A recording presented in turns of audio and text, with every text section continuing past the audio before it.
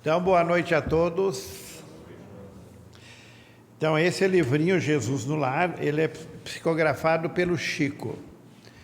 E o espírito que entra em contato com o Chico e que passa essas mensagens se chama Neio Lúcius. O Neio Lúcius é um personagem do livro 50 anos depois. Lá ele se chamava Cneio Lúcius. É um espírito que já naquela época ele reconheceu o cristianismo no fim da sua encarnação. Era um patrício romano, daqueles difíceis. O resto, ninguém aceitava o cristianismo de jeito nenhum.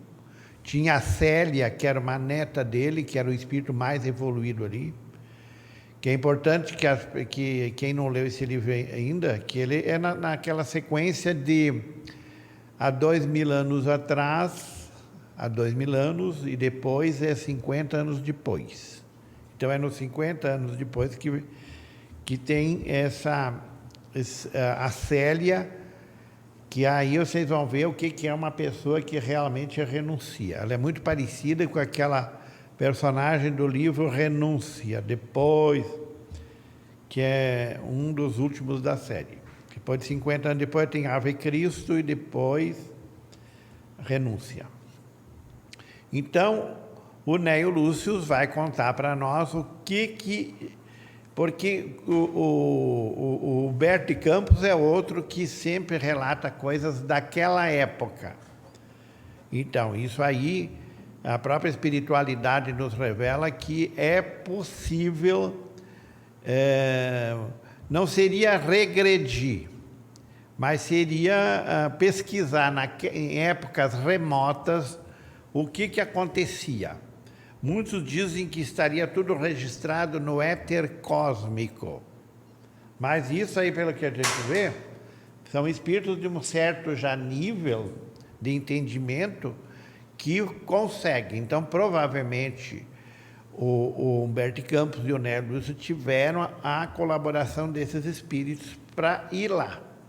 Porque o que o Neio Lúcius aqui vai contar é o que o Jesus conversava durante a noite com os apóstolos. Porque não é só os apóstolos, ele fica assim um tempo na casa de Pedro, quando começam as pregações, em Cafarnaum, que é ali do lado do lago da Galileia. Porque dos apóstolos ali, dos 12, 10 são pescadores. Mateus é um funcionário público e o Judas Iscariote é um microempresário. Então, como se fosse passar para hoje, que ele lidava já com o comércio. Provavelmente ele tinha que lidar com dinheiro e ali ele meio que se embananou. Porque o próprio Evangelho diz que o dinheiro, a riqueza, é provas difíceis de nós passar bem, de voltar melhor. Geralmente se volta mais comprometido. Mas todo mundo quer ficar rico, né? Ah, se fosse eu que ganhasse na última Mega Sena. Então vamos ver o que o Jesus vai falar nesse dia. Outra coisa que deve chamar a nossa atenção é que sempre ele está com pessoas simples. Jesus não tinha nada contra os figurões. Só que geralmente as pessoas de um certo nível, elas estão muito acompanhadas pelo orgulho. Não quer dizer que tudo que é pobre é humilde, não é. Também não quer dizer que tudo que é rico é orgulhoso. Pode ser gente, uma minoria da minoria que não está contaminada pelo orgulho, que são provas, faz parte da nossa evolução. Provavelmente esse pessoal que ouvia Jesus já tinha passado em outras encarnações passadas por coisas que muitos estavam naquela época passando, que não queriam entender Jesus porque ele falava com simplicidade.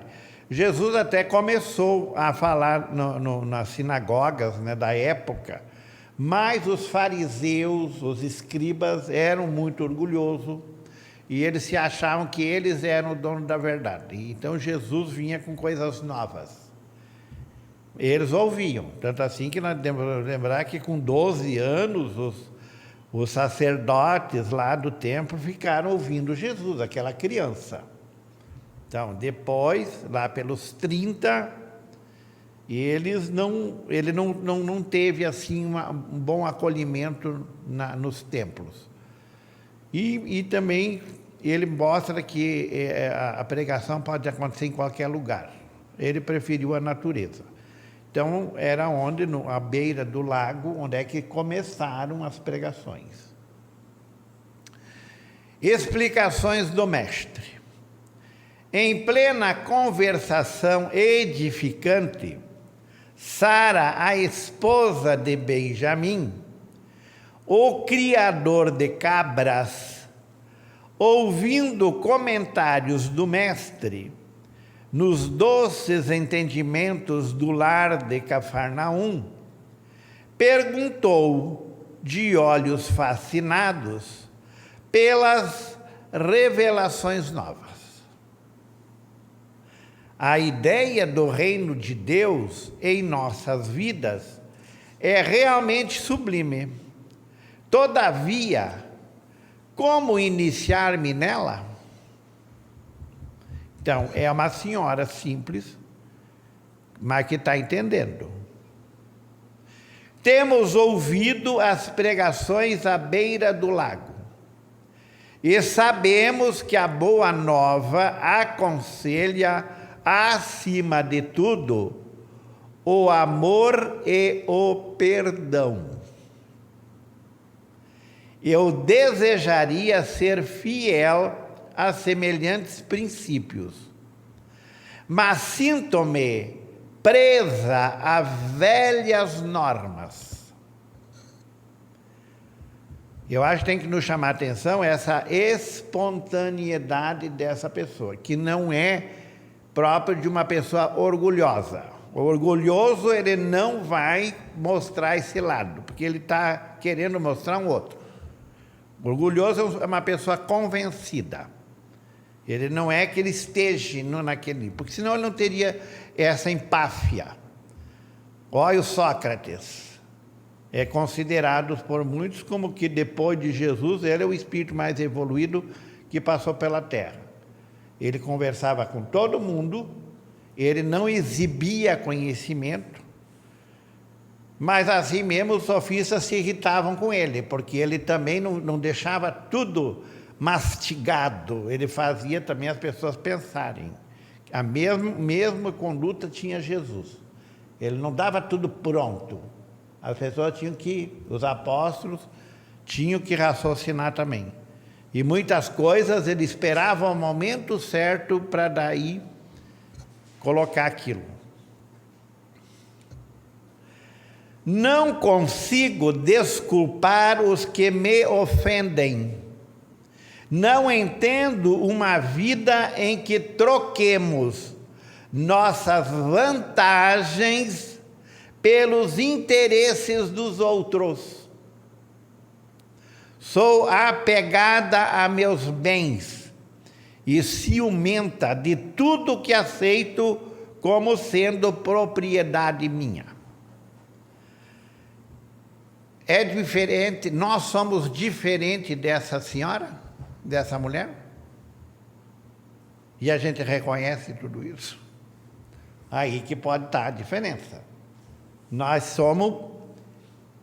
Porque ninguém que está aqui na Terra é um ser... Claro que tem gente em missão. Ser pai, ser mãe não deixa de ser missão. Mas nós ainda temos muito que andar para corrigir nossos defeitos. Porque a evolução, gente, ela é natural, normal. O nosso problema maior é que nós estamos cheios de defeitos que só vemos nos outros. E esses mesmos que nós vemos nos outros, nós temos. A dama confessava-se com simplicidade. Não obstante o sorriso desapontado de quem encontra obstáculos quase invencíveis, Por isso, comentou Pedro, é indispensável a boa vontade. Então, Jesus está ali na casa de Pedro. Claro que Pedro está se sentindo em casa. É uma casa simples. Pedro é um simples pescador. Então, é uma casa... Quem conhece pescadores nativos por aí, eles não vivem em palacete. Eles vivem ali da pesca em lugares simples. E o Simão, que a gente sabe, era o mais velho deles, provavelmente, pelo que dizem, mas era um pavio curto.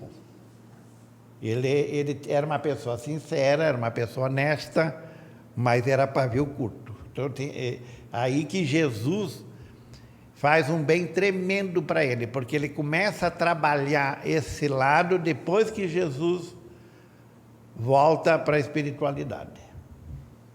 Porque daí ele tem que assumir. Nós, por exemplo, quem de nós assume uma casa espírita,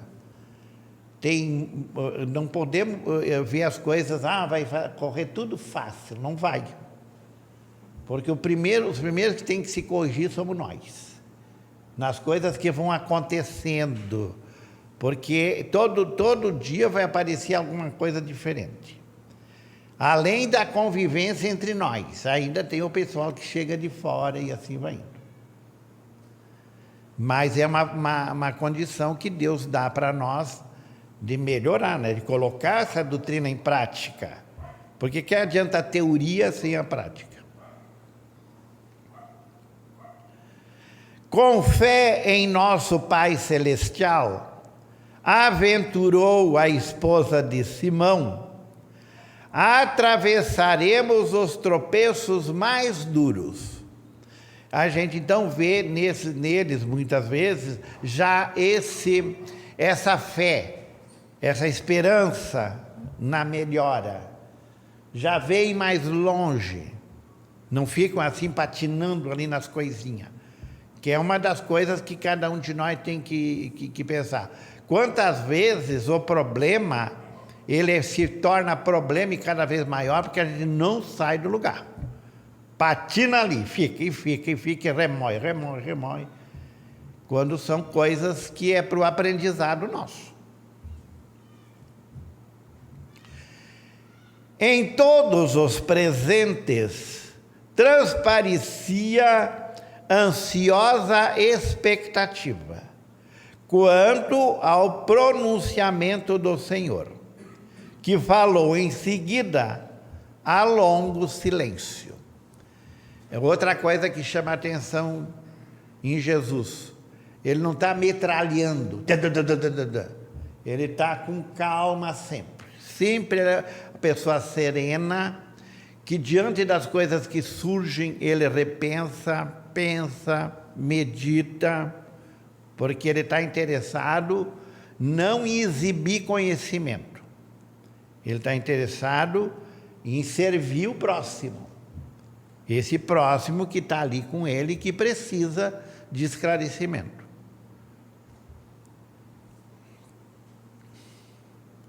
Sara, qual é o serviço fundamental da tua casa? Então, olha, ela faz uma pergunta e ele vai voltar lá nos afazeres dela. O que ela faz? É a criação de cabras, retarguiu a interpelada curiosa. Na época, se tirava não só a pele, tinha alguma lã também, não era o cabrito, que muitas vezes você conhece por aí. Parece que naquela época era uma cabra meio ovelha também, né? E aí ela fornecia o leite. Era aquelas cabras que forneciam leite. A vaca não existia. A vaca do presépio é a invenção dos europeus. E alguns dizem que foi de Francisco de Assis, pois ele estava lá na Itália. Aí ele fez o presépio, esse presépio que até hoje se coloca no pinheirinho do Natal, teria sido ele que teria feito a primeira vez. Aí colocou a vaquinha, claro que era do lugar. O burro tem tudo que é lugar, o jumento.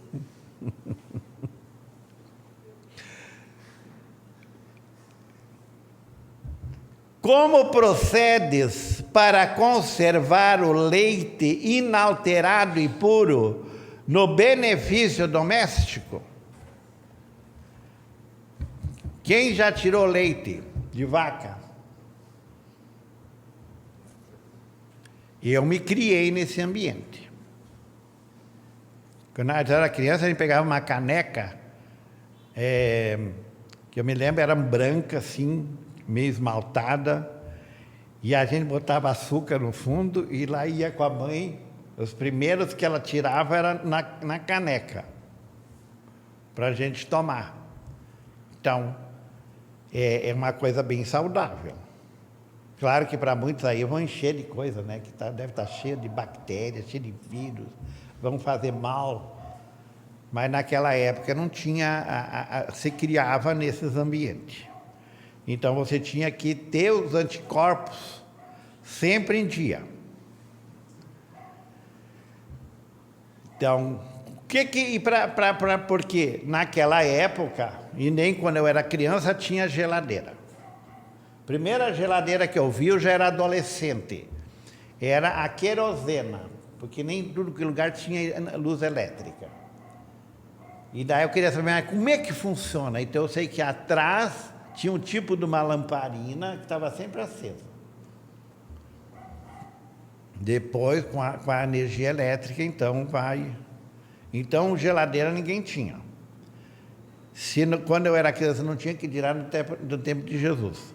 Aí, esses pessoal, como é que eles vão conservar o leite? Uma das coisas que eu me lembro, porque sempre a mãe da gente colocava uma leiteira assim no fogão, enchia de leite para ferver. Depois esfriava. E ela guardava num lugar mais fresco. E às vezes nós, que era muito santinho, né? Em vez de pegar um copo, já ia direto. Se a mãe via, ela gritava: não bebe aí que vai arruinar, vai azedar. Eles não entendiam muito das bactérias, mas já sabiam que tinha isso, que isso aí ia apressar a contaminação. Então, é o que ele está perguntando. Porque se a mãe, quando ia lá tirar o leite, ela levava uma vasilha. Daí, seria normal pegar a leiteira vazia? Eu não vou lavar porque para botar leite aqui do mesmo jeito. Nenhuma dessas pessoas faria isso. Porque estaria apressando a fermentação. Então, o recipiente tinha que estar bem limpinho. Como procedes para conservar o leite inalterado e puro no benefício doméstico? Senhor, antes de qualquer providência, é imprescindível lavar cautelosamente o vaso em que ele será depositado. Se qualquer detrito ficar na ânfora, em breve todo o leite se toca de franco azedume e já não servirá para os serviços mais delicados. Claro que depois a gente vai saber que a mãe da gente também deixava um leite lá parado, depois ela tirava a nata por cima, haverá mais de uma vez, depois ficava uma coalhada e assim indo, quer dizer, sempre aquilo lá ia ser útil. Mas seria assim, como ela fala aqui, serviços mais delicados. Jesus sorriu e explanou. Qual foi a pergunta dela para Jesus? Foi sobre os problemas que ela tinha em botar em prática o perdão, por exemplo. Então ele vai usar uma coisa que ela é familiar a ela para ela entender. E para nós também. Assim é a revelação celeste no coração humano. a revelação celeste no coração humano.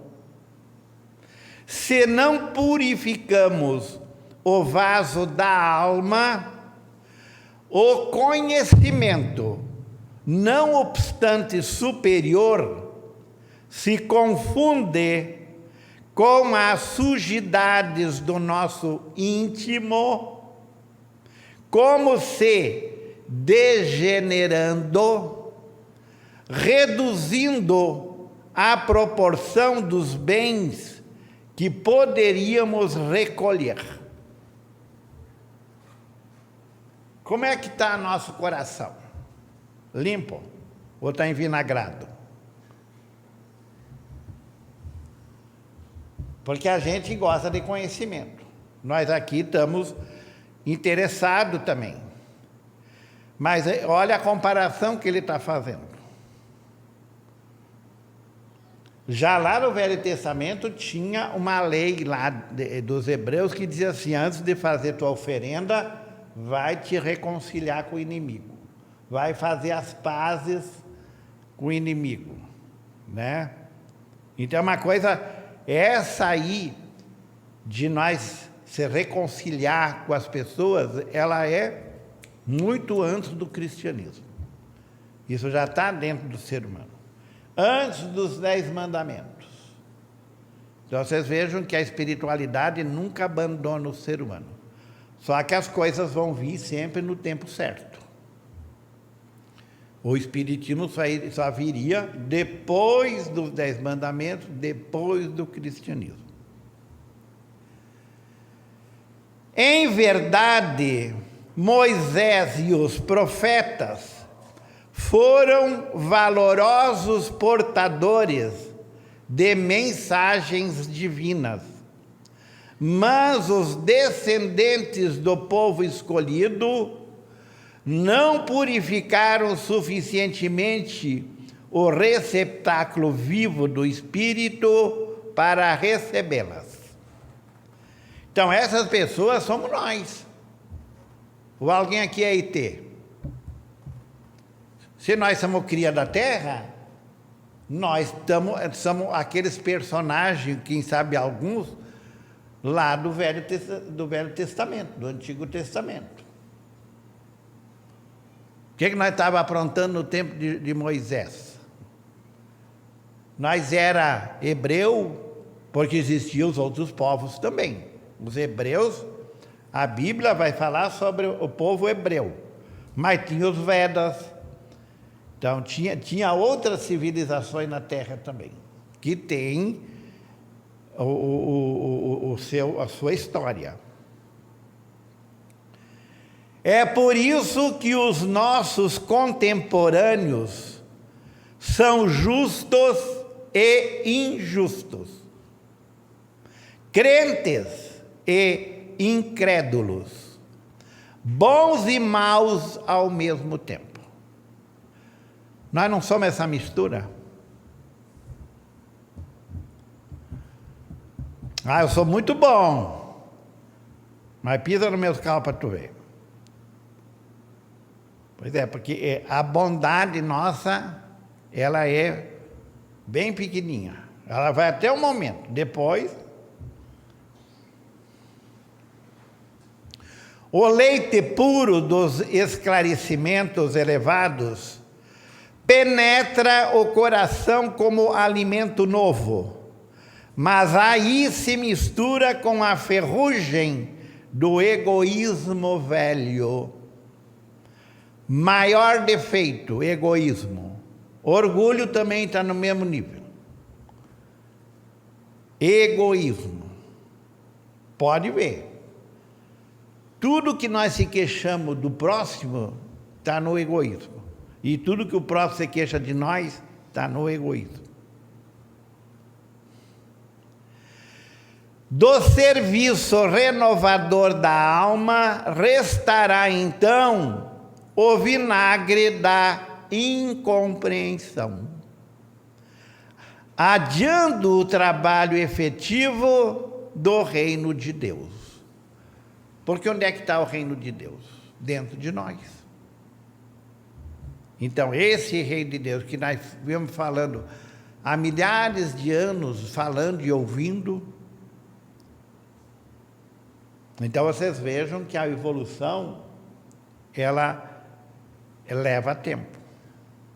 Claro, de um momento diante onde é que eu começo realmente a fazer essa minha reforma íntima e levar a sério, claro que já há uma bela de uma tentativa. Mas quantas vezes nós desistimos? Quando era católico, tinha uns católicos que diziam assim, ó, que aquela história de se te derem numa face, oferece a outra. Eu dizia assim, ó, se me derem numa face, eu jogo o evangelho fora e revido. Que nós temos, e muitas vezes nós podemos até não revidar, mas fica aquela gana, né? A raiva, o ódio, que um dia me paga. A pequena assembleia na sala de Pedro recebia a lição sublime e singela, comovidamente, sem qualquer interferência verbal. Porque Jesus, ele mexe dentro, por isso que o evangelho é uma coisa que nunca vai se tornar uma coisa ultrapassada. Eu já conheci espírita que já começaram, né? Religião, espiritismo não é religião, não. E até, evangelho, isso é... Porque o que é o livro dos espíritos? O livro dos espíritos é um livro que vem para explicar. Para explicar para quem? Para os teimosos. Porque quanta gente viu no evangelho e fez a sua reforma. Quem são os cristãos que fazem parte do evangelho segundo o Espiritismo? Quantos deles estão lá? Então, eles não precisaram do Espiritismo, eles viram pelo evangelho e passaram a praticar. Todos os santos da Igreja Católica estão nisso aí. Eles foram e botaram em prática. O mestre, porém, levantando-se com discrição e humildade, afagou os cabelos da senhora que o interpelara e concluiu generoso. Esse outro lado, o afago, o carinho, não é essas tentativas de sedução, que todo mundo é muito esperto, né? Não tem um de nós, eu acho que já não passou por essa coisa de querer exercitar a sedução, né? Principalmente na adolescência. Como é que eu faço para... E o carinho, que muitos de nós também não recebia. Esse afeto, porque os pais tinham que ser mais durão, que é uma das coisas que se coloca muito hoje. O afeto é uma coisa que nunca acaba, nem aqui, nem do lado de lá. Por isso que é uma das coisas que mais liga o desencarnado com o encarnado é o afeto. Quem de nós não tem alguém que está do lado de lá e que a gente tem saudades, coisas assim, né? Hoje já, acreditando mais na reencarnação, já tem esse consolo. E quando as pessoas viam só aquela pessoa lá no cemitério, eu dei um lá. Eu tive um vizinho que o filho dele tinha uns 17 anos, também a cabeça dele, ele deu uma moto para ele, com 17 anos. Ia ter carteira? Não tinha. Tinha que ter 18. E ele se acidentou e se estraçalhou o crânio. Levou quase um mês para desencarnar. E esse pai, ele ia todo dia, quase um ano, ele foi todo dia no cemitério. Claro, será que não é uma dor de consciência também?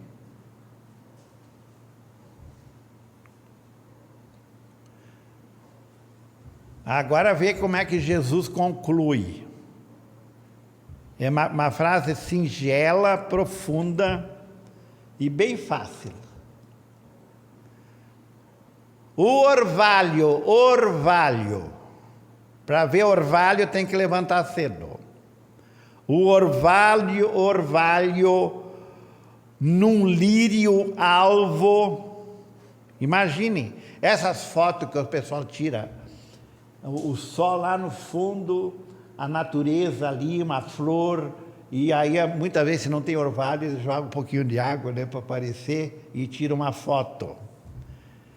Aí, até o reflexo do sol vai aparecer naquelas gotículas d'água, como se fosse uma luz. Então, vamos imaginar o orvalho num lírio alvo. É diamante celeste. Mas, na poeira da estrada, é gota lamacenta. O mesmo orvalho que num reflete luz, no outro vira lama. Não te esqueças desta verdade simples e clara da natureza.